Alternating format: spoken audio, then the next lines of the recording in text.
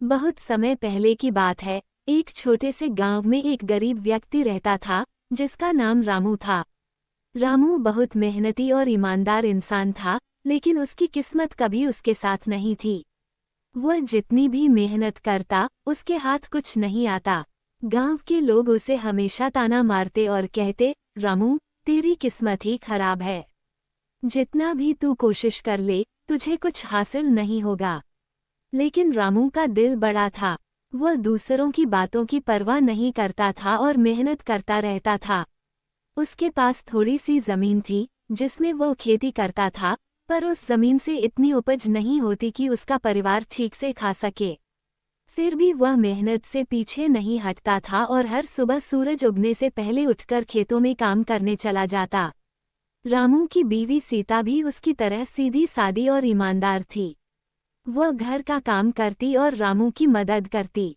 रामू और सीता का एक बेटा था जो स्कूल में पढ़ता था। रामू चाहता था कि उसका बेटा पढ़ लिखकर बड़ा आदमी बने और गरीबी से छुटकारा पाए। लेकिन रामू के पास बेटे की पढ़ाई के लिए पर्याप्त पैसे नहीं थे। एक दिन गांव में मेला लगा।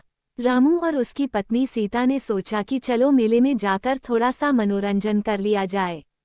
मेले में तरह तरह की दुकानें लगी थीं और लोग खुश थे। अचानक रामू की नज़र एक ज्योतिषी पर पड़ी जो लोगों का भविष्य बताने का दावा कर रहा था। रामू के मन में उत्सुकता हुई। वह सीता से बोला, चलो, क्यों न हम भी अपनी किस्मत की जानकारी लें। सीता पहले तो हिचकिचाई, लेकिन रामू के कहने पर वे दोनों ज्योतिषी के पास गए।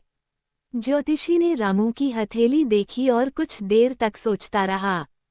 फिर उसने कहा, तुम्हारी किस्मत में बहुत कुछ है, लेकिन तुम्हें सही समय पर सही रास्ते पर चलना होगा। अगर तुम अपनी मेहनत जारी रखोगे तो एक दिन तुम्हारी किस्मत बदल जाएगी।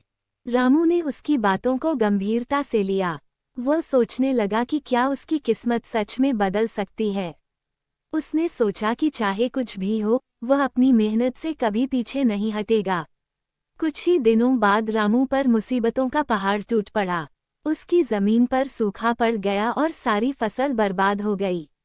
रामू का परिवार भूखे मरने की कगार पर था। लोग फिर से उसकी किस्मत को कोसने लगे। रामू हताश हो गया, लेकिन उसने हार नहीं मानी। उसने सोचा कि मेहनत से ही किस्मत बदल सकती है। उसने अपनी बीवी से कहा, सीता, हमें कोई और रास्ता निकालना होगा। सीता ने कहा, रामू, तुम हमेशा मेहनत करते हो, लेकिन किस्मत तुम्हारे साथ नहीं है। अब हम क्या करेंगे? रामू ने कहा, मैं शहर जाकर काम करूंगा, वहां कुछ न कुछ मिल जाएगा। मैं तुम्हें और बेटे को इस हालत में नहीं छोड़ सकता। अगले दिन रामू ने गांव छोड़ दिया और शहर की ओर चल पड़ा।